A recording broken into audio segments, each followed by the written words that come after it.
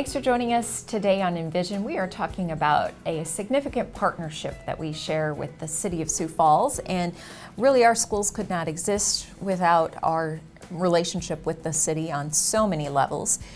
We recently had an opportunity to create some dialogue about that partnership and really look to the future. Tell us about that. It's interesting. As you're asking that question, I hadn't scripted this in my mind, but I'm sitting here thinking, this is the beginning of my 5th year here. And when I first came, Mayor Huther welcomed me by bringing me in and introducing me to the various departments of the city and trying to give me an understanding of the complexity of running this city. Mayor Tinhaken has been every bit the champion that Mayor Huther was. I'm very pleased with the transition in the mayor's office from a school district perspective. So much so that Mayor Huther actually, or Mayor Tinhaken actually had time on our work session, our summer board retreat, where his chief of staff, Erica Beck, came in and talked about issues of significance between both entities. And there's a great conversation, there's a great sharing, there's a great relationship. But beyond that, we share so many things. Think of the school resource officers that we have in our buildings. Right. That is a direct city service to the school district.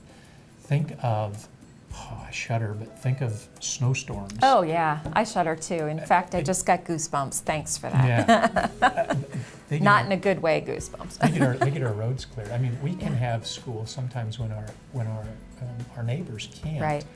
Because our city gets the roads cleared. Parks and rec and the number Sharing of things in there. the community centers. Affordable housing, community centers, the number of issues we have that are the same or similar would boggle the mind when you really think about that. But also, to be overly simplistic, it's easy to understand because we are part of the ecosystem that is the City of Sioux Falls. We're the public school system in Sioux Falls. So what you see in our school system, you see in our community.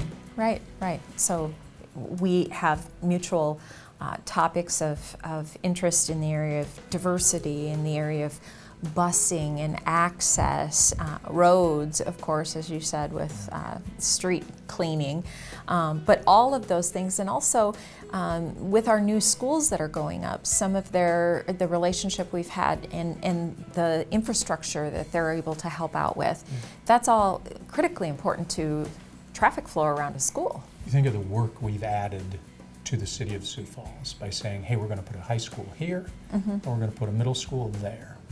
And hey, city, just figure it out. Now, hopefully, we've never been that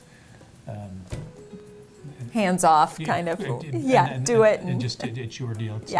I recognize it's all part of the issue. But one of the things Erica Beck talked about was now that the Marion Road out to Thomas Jefferson High School it's a priority for the city, and we just work so closely together.